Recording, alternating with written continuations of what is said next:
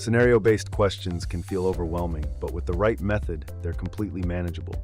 In this video, we'll walk you through a step-by-step strategy to master them with confidence. Read the scenario carefully. Start by reading the scenario thoroughly. Understand the context, goals, stakeholders, and any challenges. Everything else hinges on this.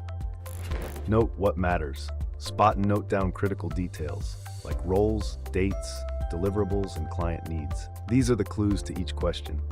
Use APMP Best Practices. Now, connect the scenario to your APMP knowledge. Think, what would best practice say in this situation?